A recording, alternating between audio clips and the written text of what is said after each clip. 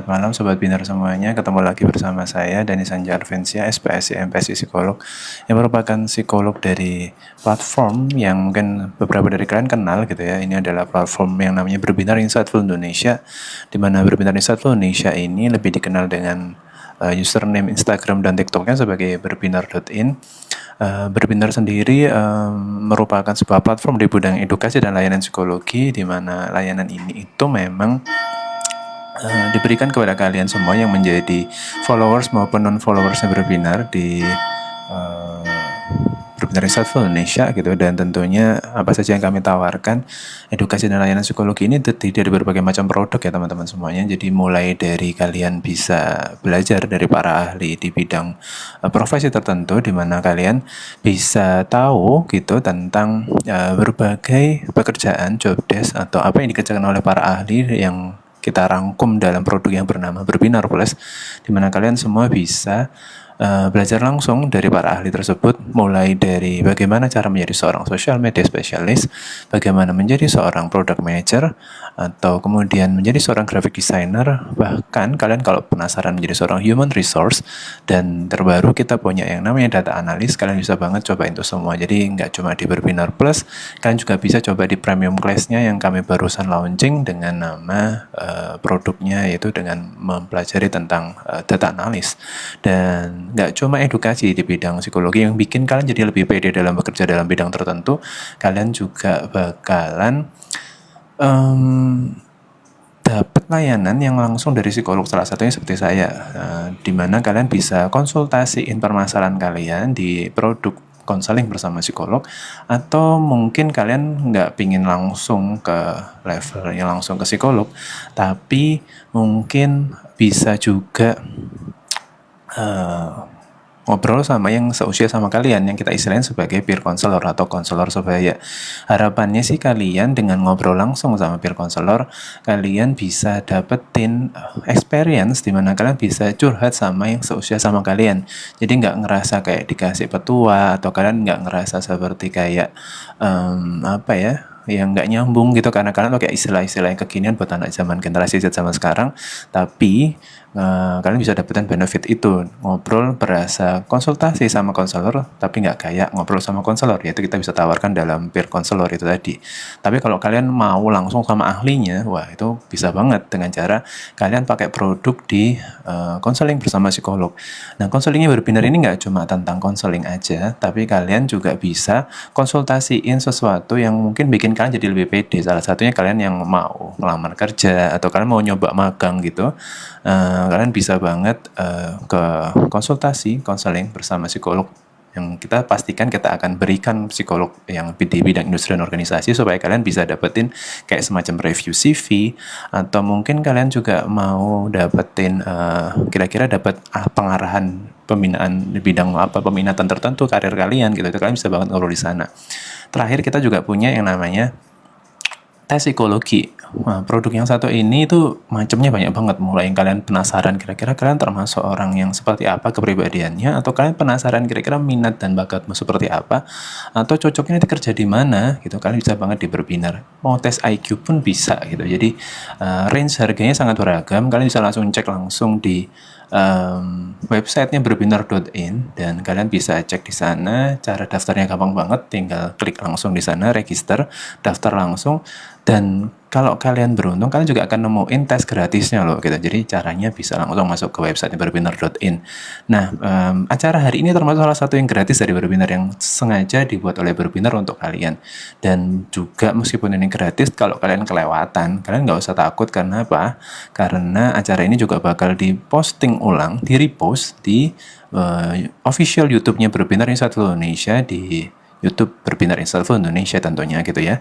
Dan apa yang akan kita bahas pada malam hari ini tentunya seperti kekhasan dari acara Berarti, yang kita merupakan singkatan dari Berbinar Here's to You. Berbinar mencoba mendengar keluhan atau kendala yang kalian rasakan. Acara ini akan ada setiap minggu, di minggu malam jam 8 waktu Indonesia Barat, di mana kalian bisa tanya langsung sama psikolognya gratis gitu ya. Tapi sayangnya cuma 30 menit guys. Jadi manfaatin banget kesempatan ini buat bisa ngobrol sama psikolog yang Berbinar, karena ini salah satu talk show gratisnya Berbinar lewat live TikTok. Dan ini seperti kita punya tagline, berbinar selalu ada buat kamu, harapannya bisa bantu kalian nyelesain permasalahan yang kalian hadapin. Atau kalian yang kebetulan suka jadi teman curhatnya teman kalian, tapi kalian nggak tahu caranya nyelesain permasalahannya, bisa banget buat tanya di sini, buat kita obrolin bareng, kita diskusiin bareng, tapi nggak perlu sebutin namanya, karena di sini kita punya etika profesi dalam bidang psikologi atau kode etik psikologi, di mana kita harus menjaga kerahasiaan dari orang yang kita tanganin atau yang kita yang curhat kita gitu ya. Jadi tolong kalian bisa menjaga itu. Jadi kita di sini akan ngebahas bukan buat ngejulit, buat ngerasanin atau buat ngebahas sesuatu yang tidak seharusnya, tapi di sini kita belajar bareng supaya kita tahu bagaimana cara mengatasi permasalahan itu ketika kita kebetulan berada di posisi tersebut. Jadi ini buat belajar bareng. Jadi harapannya apa? Acara ini bermanfaat banget. Kenapa? Karena kita bisa menginspirasi orang lain berdasarkan experience atau pengalaman yang kita jalani. Jadi harapannya ini bisa jadi tempat yang positif banget buat kalian. Jadi kalau kalian ngerasa ini bermanfaat buat kalian, jangan lupa buat share ke teman-teman kalian, buat reshare atau mungkin repost atau mungkin linknya bisa kabarkan ke teman kalian via WA atau apapun itu, supaya makin jauh experience-nya, makin jauh magnitude-nya gitu ya, supaya kamu bisa bikin orang lain juga dapat manfaat yang sama. So langsung balik aja ke sini, ke berarti berbinar here's to you, di mana kalian bisa tanya langsung ke saya. Caranya gimana? Caranya langsung aja ketik di kolom komen gitu ya. Kalian bisa tanya langsung di situ lewat chat, diketik aja di sana, di post, di enter, langsung nanti aku akan baca pertanyaan kalian kayak apa. Lalu bisa juga dengan kalian minta invitation buat open mic gitu ya, ngobrol langsung lewat voice call. Nanti kita di sini ada fitur buat ngobrol bareng di sana juga gitu ya. Oke, kita akan coba sapa teman-teman semuanya ya yang sibuk dengerin saya dari tadi ngepromosiin Berbinar Insightful Indonesia. Terima kasih banget buat udah mau sabar buat menunggu beberapa menit, 8 menit buat menunggu saya promosi. Nah, di sini kita sapa-sapa dulu teman-teman sudah bergabung. Ada Mbak Love Dragon atau Mas Love Dragon maybe. Kemudian ada Mbak Lala, always itu ya, selalu bergabung. Car Washing Buddy, Mas Car Washing Buddy, ada juga terima kasih suaranya jernih, karena kita sekarang pakai device yang kita coba gitu ya, agak beda dari biasanya. Nah, ada Mbak TRYYENNS, ini bacanya gimana nih? Mbak Trians baby. Kemudian ada Mbak Liza gitu kan, ada juga Mbak atau Mas A yang gambarnya kucing. Nah, dan saya juga mau coba kalian yang di sini, ada Mbak Golda Safira, Mbak Cancani, 2 Mas Hanif, Mbak atau Mas GHIN gitu ya, Gingen, Mbak Tal Titik, Mbak Khal, dan yang pakai foto profil picture A ya. Hopefully jadi suatu manfaat ya buat kalian semua. Makasih buat udah datang. Dan pertanyaan pertama dari siapakah ini? Oke. Nah, ada Mas Car Washing Buddy nanya nih, Mas, apakah kata-kata negatif yang terus-menerus yang kita terima itu bisa mempengaruhi kepercayaan diri kita? Iya, bisa gitu kan. Apalagi kalau kalian itu memiliki karakteristik, kekhasan, sifat atau kepribadian yang itu cenderung menerima setiap apa yang masuk ke dalam diri kalian sebagai sesuatu yang harus diyakini gitu ya. Jadi apa ya, bahasanya itu gampang meresapi gitu, apa yang disampaikan orang langsung kita terima gitu aja gitu. Itu ada orang yang seperti itu. Artinya kata-kata negatif yang muncul dari luar diri kita masuk lewat telinga, lalu diproses dalam otak kita gitu ya, lalu kita mau respon dalam bentuk keyakinan atau kita mau tidak yakin gitu. Nah, untuk orang-orang yang seperti ini pasti akan langsung pengaruhnya luar biasa, apalagi kata-kata itu negatif gitu ya. Kata-kata negatif ini bermakna sekali buat mereka yang mudah sekali percaya gitu kan. Jadi mereka akan terpengaruh, baik itu level kepercayaan diri sampai ke level-level yang lain. Nggak cuma mempengaruhi kepercayaan dirinya jadi tidak percaya diri gitu kan, tapi mereka bisa jadi malah menjadi orang yang lebih parah lagi. Kalau sekedar kurang percaya diri, mungkin kita bisa boosting by other thing gitu ya. Kita bisa coba dengan cara yang lain untuk meningkatkan kembali kepercayaan dirinya. Tapi kalau masalahnya kata-kata negatif itu bikin orang jadi makin ngedrop cemas gitu kan, sampai di level dia tuh depresi, atau mungkin nggak sampai ke yang depresi, tapi mungkin pengaruh ke fisiologisnya, ke fisiknya, itu sangat berbahaya sekali. Artinya bahwa eh, itu akan berpengaruh gitu kan. Berpengaruhnya di level yang mana tergantung orang itu menanggapinya seperti apa. Atau kalau tadi saya bilang secara psikologis, mereka semua orang masing-masing punya karakteristik yang masing-masing. Kalau memang termasuk orang yang mudah menerima begitu saja, maka otomatis akan impactful sekali gitu kan. Tapi kalau dengar iya terus kemudian udah lewat gitu aja, itu beda lagi. Ada juga orang yang seperti itu kan, dengerin, coba memahami, kemudian nggak nyantol, atau mungkin dinegasikan gitu kan, dibandingkan, compare sama sesuatu yang lain, yang itu mungkin bikin dia jadi nggak yakin bahwa yang dikatakan orang lain yang negatif itu adalah benar-benar negatif. Nah, itu beda-beda gitu kan. Lalu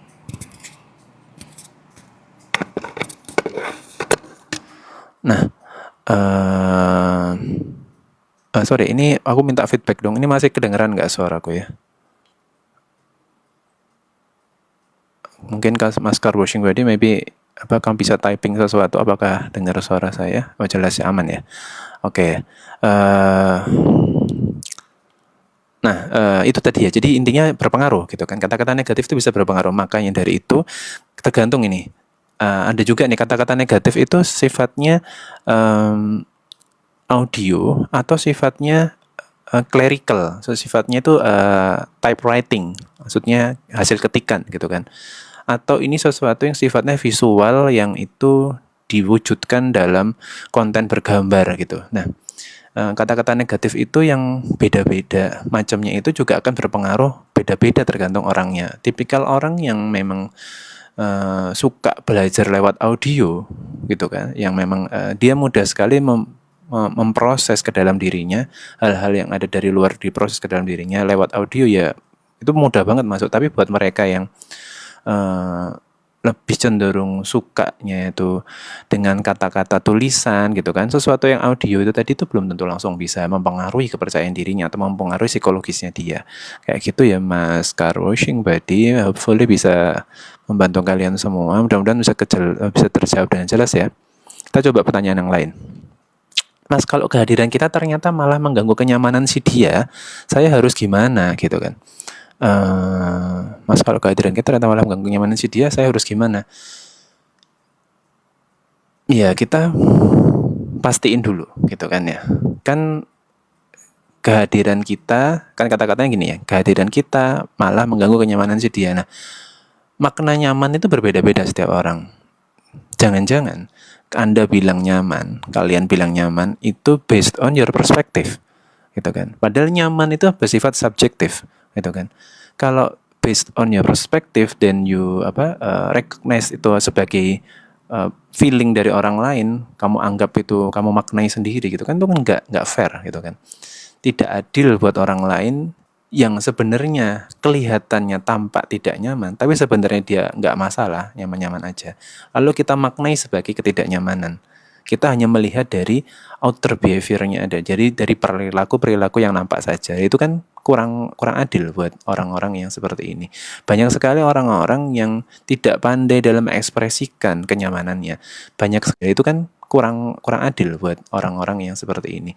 Banyak sekali orang-orang yang tidak pandai dalam mengekspresikan kenyamanannya. Banyak sekali aja dengan situasi itu. Nah, itu yang menurut saya perlu kita lakukan gitu kan, kepada orang lain atau teman kita yang kelihatannya tidak nyaman. So, kalau mau memastikan kenyamanan seseorang dan apakah itu dipengaruhi oleh kehadiran kita, ya kita harus validasi dulu gitu kan. Kita harus verifikasi dulu ke orang itu gitu. Kira-kira apakah pengaruh saya atau tidak? Dan sebaliknya gitu kan. Jangan-jangan kalau kita mikir kehadiran kita bikin orang lain nyaman, jangan-jangan sebaliknya juga. Nah, itu makanya kita tidak boleh terlalu percaya diri dengan apa yang kita pikirkan. Kita perlu selalu memastikan, memvalidasi, memverifikasi apa yang kita pikirkan, apakah betul-betul seperti apa yang senyatanya, sesungguhnya. Gitu. Jadi, dan jika ternyata benar kehadiranmu malah mengganggu kenyamanan dia, maka kamu harus bagaimana? Ya, kamu harus melakukan klarifikasi gitu kan.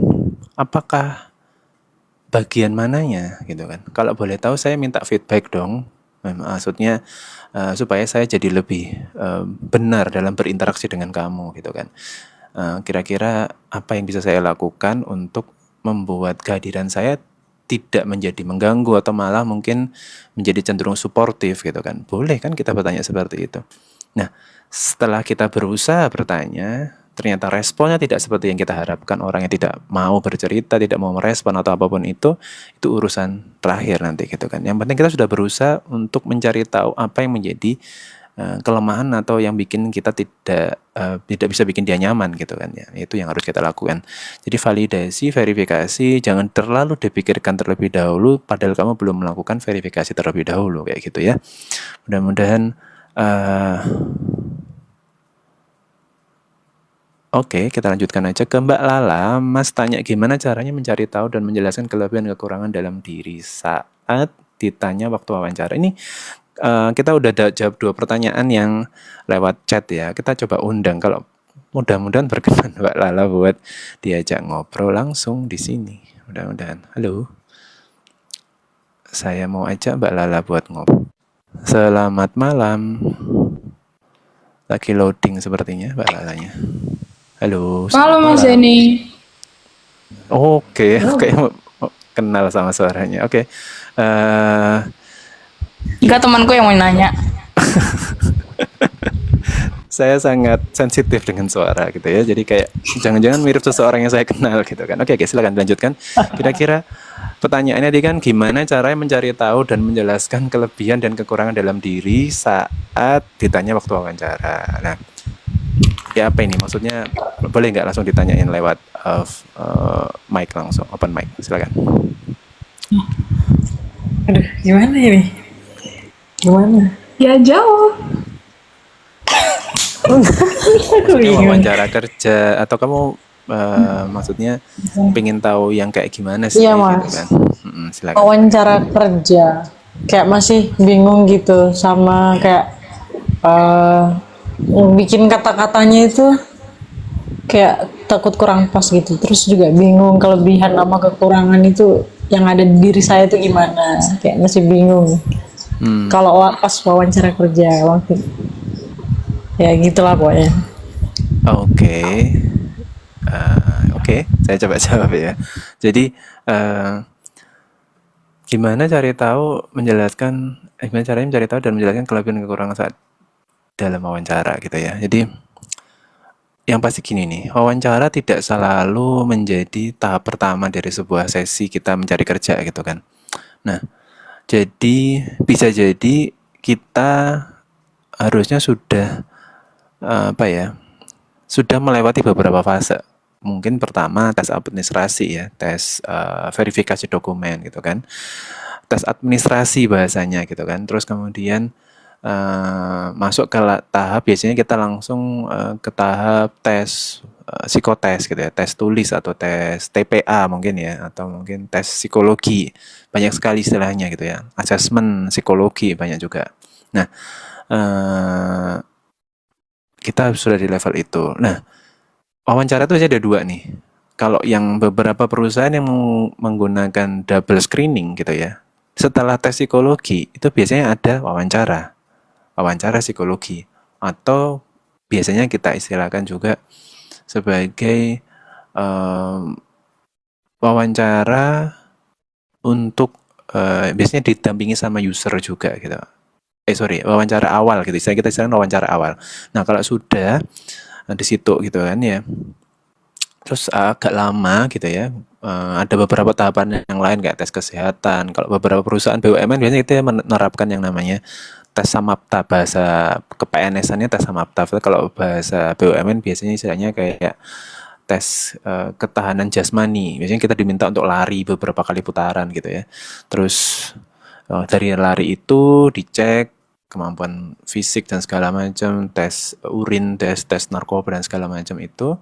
Terus lanjut kalau lolos tes itu baru masuk ke wawancara user. Nah, ini beda-beda gitu ya. Tapi intinya satu, bahwa kalau kita berhadapan pada situasi semuanya ini gitu ya, mulai dari awal sampai belakang gitu kan, itu kata kuncinya cuma satu, ya be yourself gitu kan. Jadilah dirimu sendiri. Maksudnya adalah ketika kamu menjadi dirimu sendiri, itu membantu kamu memastikan kamu masuk ke perusahaan yang memang cocok buat kamu. Jadi nantinya kalau di salah satu tahapan itu, entah itu tes wawancara, tes psikologi, tes olahraga, atau apapun itu, kamu tidak diterima di tahapan tertentu itu, bahkan mungkin di tahapan akhir kamu nggak diterima, itu artinya bahwa kamu bukan orang yang cocok di posisi tersebut, di perusahaan tersebut. Tapi kamu akan cocok di posisi yang sama, di perusahaan yang berbeda. Atau kamu akan cocok di posisi yang berbeda di perusahaan yang sama, atau posisi yang berbeda di perusahaan yang berbeda. Nah, mindsetnya yang harus dirubah, bahwa kegagalan di satu tahap itu bukan akhir dari segalanya. Itu dulu. Jadi be yourself. Nah, kemudian ketika kamu sudah di situ, sudah punya bekal itu ya, oh ya udah, saya akan menerangkan siapa diri saya apa adanya, ditanyain apa, saya akan jawab sesuai pertanyaannya. Kata kuncinya itu, menjawab pertanyaan sesuai pertanyaannya. Jangan sampai kadang-kadang kita itu so akrab, atau mungkin kita itu menjadi too much gitu ya, sehingga akhirnya informasi yang disampaikan tidak sesuai sama apa yang ditanyain sama si interviewer. Nah, kita ngomong interviewer ya, jadi mau di wawancara yang awal tadi atau di wawancara akhir, kita istilahkan sebagai interviewer gitu kan. Karena bedanya adalah di siapa yang menanya gitu kan. Kalau di yang awal tadi bisa jadi psikolog atau bisa jadi HR, atau yang di akhir itu adalah perpaduan antara mungkin HR atau user yang bakal jadi bosmu nanti, di atasanmu gitu ya. Gitu. Jadi itu tadi. Jadi ketika mereka bertanya apa, jawablah sesuai pertanyaan itu. Maka yang paling penting, kadang-kadang ada orang yang sampai gini nih, bela-belain buat les gitu kan.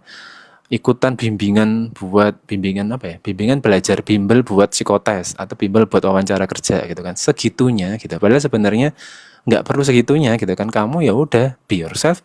Kamu menjadi apa, ya kamu katakan sesuai apa yang memang capabilities, kompetensi yang kamu miliki. Nah, mungkin tips berikutnya adalah ketika kamu berhadapan dengan sesi wawancara, maka tulislah semua tulislah dalam sebuah kertas gitu kan, atau sebuah notes, atau sebuah buku, atau apapun itu lah, terserah kamu, everything about you yang bakal muncul, possibilities yang bakal ditanyain gitu kan. Artinya kamu udah mempersiapkan, kalau kita nulis, berarti kita udah prepare gitu kan. Prepare everything that you need to answer every question that yang akan ditanyain saat di wawancara itu gitu kan. Jadi otomatis kamu udah belajar gitu kan, paling enggak. Jadi kalau kamu udah nulis, berarti kan kamu udah nyantol lah di pikiranmu, atau di kemampuan memorimu gitu ya. Artinya itu akan membantu banget. Jadi misalkan kamu punya list pertanyaan di Google, atau kamu pakai ChatGPT, pertanyaan apa saja yang bakal ditanya saat wawancara, itu boleh kamu tuliskan di sana. Kemudian nanti kan muncul pertanyaannya apa lah, jawabannya jangan tanya ChatGPT gitu, tapi jawabannya jawablah sesuai apa yang kamu bisa lah. Dipersiapkan betul jawabannya gitu kan. Dipersiapkan betul maksudnya adalah bukan diskenariokan untuk menjadi orang lain, tapi skenario kan supaya memang potensimu muncul gitu kan. Jadi kadang-kadang kita tuh bimbel psikotes, atau mungkin kita ikutan belajar baca sesuatu, tips biar sukses wawancara kerja, ada beberapa tips itu yang out of the boundaries gitu ya. Jadi akhirnya kita menjadi orang lain. Apa sih worst case-nya gitu kan? Kalau kita menjadi orang lain, kita ikutan bimbel psikotes atau apapun itu, kan tadi kan kata kuncinya adalah ketika kita itu mau bekerja di suatu tempat, itu kan kita meletakkan diri kita di tempat yang cocok dengan diri kita. Sehingga kalau kita nggak lolos di situ, berarti artinya apa? Ya kita nggak cocok di situ. Jadi kita akan lebih cocok di tempat yang lain. Nah, artinya kan kalau kita udah pakai konsep tersebut, kita itu memastikan diri kita tuh siap gitu kan. Dan jangan sampai ada hal yang nggak kita sampaikan saat sesi wawancara itu gitu kan. Kadang-kadang kita tuh saking deg-degannya, saking stressfulnya, akhirnya lupa mau ngomong apa gitu lah. Padahal tapi kalau kita sudah siapin dari H-1 paling enggak lah. Jadi kita tuh tahu kita mau ngomong apa, step by step-nya. Kemudian apa saja yang perlu, poin-poin yang harus disampaikan gitu kan. Tapi kalau kita mau jadi bimbel yang tadi itu psikotes, bimbel wawancara, mau latihan menjadi orang lain, bahkan menggambar pohon dan segala macam itu kita melihat dari YouTube atau Google gitu kan ya. Lalu itu sebenarnya kan kita melihat orang lain menggambar apa yang dia mau, bukan kita menggambar apa yang harusnya kita mau gambar gitu kan. Padahal menggambar atau apapun tes psikologinya itu sebenarnya adalah bagaimana kita memastikan bahwa diri kita benar-benar terproyeksikan, tergambarkan lewat tes-tes yang kita lalui, termasuk wawancara. Jadi intinya seperti itu. Coba diketik, ditulis, di apa segala macam sambil mempelajari gitu kan. Kira-kira kalau kamu ditanya gitu tentang perusahaan ini gitu kan, kamu bisa menjelaskan dengan baik. Artinya kan kamu memang niat, benar-benar niat mau masuk ke perusahaan ini. Kita punya ambisi, kita punya passion untuk masuk ke suatu perusahaan tertentu yang sudah kita damba-dambakan gitu kan, tapi kita sendiri nggak pernah sedikit pun belajar dengan serius gitu kan. Itu kadang-kadang bikin kita jadi kehilangan gigi gitu kan, kelihatan ompong gitu kan ketika di depan orang yang harusnya kita show up gitu kan. Nah itu itu sebuah kerugian yang luar biasa. Padahal sebenarnya kita bisa kelihatan lebih gitu kan di depan orang itu. Padahal kita lupa mau ngomong apa. Nah, gitu. Jadi coba bikin list itu ya saran saya. Gimana cara mencari tahu? Ya itu. Jangan lupa juga. Tips terpenting sebenarnya ketika kita berhadapan sama yang namanya tes psikologi atau wawancara gitu kan. Atau tes apapun dalam dunia kerja, kan biasanya itu dilaksanakan di pagi hari gitu kan ya, pagi hari sampai siang lah gitu kan Pak. Langka kalau dia akan dilaksanakan sampai malam hari, itu sangat langka gitu kan. Kondisi itu berarti kondisi yang outliers kalau kita ngomong statistik gitu ya, jadi langka banget. Jadi gitu kan, ketika kita pada situasi itu H-1 gitu kan, itu benar-benar posisikan kondisi badanmu dalam kondisi yang terbaik gitu kan, kondisi yang paling optimal. Berarti artinya apa? Biar perlu jaga kesehatan gitu kan. Itu kadang-kadang kita lupa, saking kita itu prepare banget gitu ya buat tes kerja gitu kan, kita siapin bajunya, beli baju yang terbaru, cari di mall segala macam supaya kelihatan outstanding kayak gitu ya, supaya kelihatan flawless gitu kan. Tapi akhirnya kita lupa bahwa kita tuh dalam kondisi yang lelah gitu kan. Kondisi lelah, kemudian kita baru nyiapin diri kita di malam hari, sementara kita tidak tidur dengan cukup kondisinya gitu kan. Ketika besok bangun di pagi hari, ternyata kita benar-benar yang kelelahan banget, ngantuk.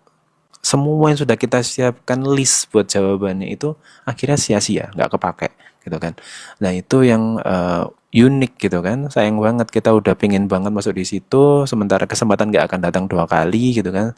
Dan ternyata kita malah menciderai potensi kita sendiri gitu kan. Kita sendiri terlalu hektik sama sesuatu yang sebenarnya itu tidak perlu segitunya gitu kan. Nah itu kadang-kadang kita seperti itu. Atau juga karena kita saking paniknya gitu kan ya, kita sampai nggak bisa tidur nih kadang-kadang nih gitu kan. Waduh besok aku tuh tes gitu kan, kemudian ternyata aku nggak tahu ini gimana ya besok ini, jadi heboh sendiri, overthinking gitu kan.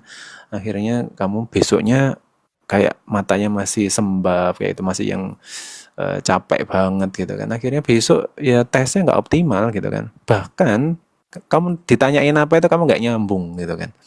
Itu jadi penting banget seperti itu ya. Itu ya, tahu dalami perusahaannya, pelajari dirimu seperti apa gitu kan, dengan ditulis gitu ya, dicatat, dibikin sebuah notes gitu kan.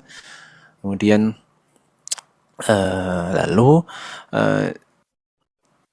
jaga kesehatan gitu kan, itu juga penting gitu kan. Kemudian pastikan sinkron gitu, jangan lupa pastikan sinkron. Apa yang kamu tulis di dalam CV, apa yang kamu tampilkan dalam psikotes, apa yang kamu jawab saat wawancara, itu semuanya harus sinkron. Jangan sampai wawancara psikotesnya di awal bilangnya gini, wawancara yang terakhir, wawancara sama user, jawabannya beda. Nah ini kan kelihatan banget kamu bohongnya. Kamu trying to be someone else gitu kan. Kamu coba menjadi orang lain gitu kan. Gak bakal istilahnya, kalau sistemnya itu screeningnya bagus ya perusahaan itu, pasti ketahuan. Dah ini orang bohong nih, orang ini nggak jujur nih, orang ini bahaya nih. Kan pasti perusahaan tidak akan mau menerima staff yang tidak jujur dengan dirinya sendiri. Sama dirinya sendiri aja nggak jujur, apalagi tentang sesuatu yang terkait kredibilitas sebuah perusahaan gitu kan. Itu menurut saya sedikit banyak sih sebenarnya gitu kan tentang tips menghadapi dunia wawancara kerja gitu kan, dan hopefully bisa menjawab eh, pertanyaan dari kalian. Dan kebetulan ini sudah 20.32 guys, ya ampun cepet sekali. Nah, buat kalian yang belum sempat bertanya gitu kan, terima kasih sudah bertanya gitu kan. Buat kayak Mbak Love Dragon yang nanya chat gitu kan, dan barusan juga minta invite buat open mic gitu kan, mohon maaf banget kita sudah overtime gitu kan, kita akan ngobrol lagi minggu depan. Pertanyaannya, Mas kenapa susah sekali untuk konsisten pengen bikin habit bagus di 2025? Di skip dulu. Mungkin kita akan tanya di tahun 2025 ya. Jadi kita akan ketemu lagi di tanggal berapa ya berarti? 30, 31, 12, tanggal 4 ya, atau tanggal 5 ya mungkin. Gitu. Minggunya pokoknya intinya hari Minggu jam 8 malam waktu Indonesia Barat, ya kalian boleh nanya lagi. Jadi Mbak Love Dragon jangan sampai lupa pertanyaannya, bisa ditanyain lagi besok saat ketemu lagi di sesi apa itu namanya, sesi berarti episode berikutnya, maksudnya kayak gitu. Pertanyaan dari Mbak Lisa juga, Mas bagaimana cara untuk mengurangi overthinking? Nanti akan saya jawab juga di edisi yang berikutnya. Lalu terima kasih juga buat yang udah banyak ngasih apa tadi ya, gift ya kayak Mbak Lala tadi, terima kasih banyak. Ada Mbak Jaki live update juga, Mas gimana semisal orang tersebut sulit untuk mengungkapkan pendapatnya? Ya nanti kita akan jawab berikutnya. Terima kasih Mbak Lisa juga buat rose-nya barusan.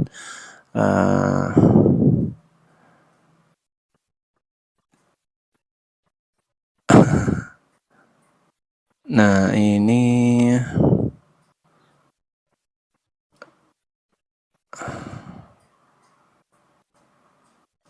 oke, kayaknya ada beberapa. Ini ada Mbak Ginga, ini baru nih kayaknya nih.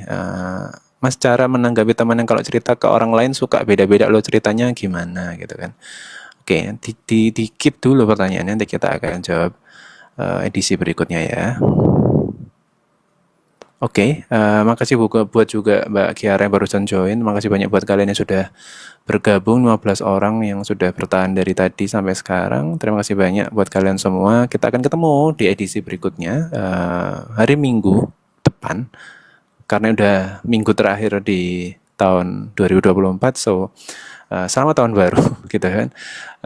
Semoga tadi yang tanya tentang habit dan segala macam, semoga semua yang habit-habitnya kurang baik menurut kalian bisa lebih baik di tahun 2025, dan semua yang dicita-citakan bisa tercapai di tahun 2025. Dan tentunya berarti berbinar Haristu ya, acara semacam ini akan jauh lebih punya vibes positif, manfaat yang lebih luas buat kalian semua. Karena apa? Karena berbinar selalu ada buat kamu. Sehingga kita akan ketemu lagi minggu depan di jam yang sama. Selamat malam, selamat istirahat. Good night guys.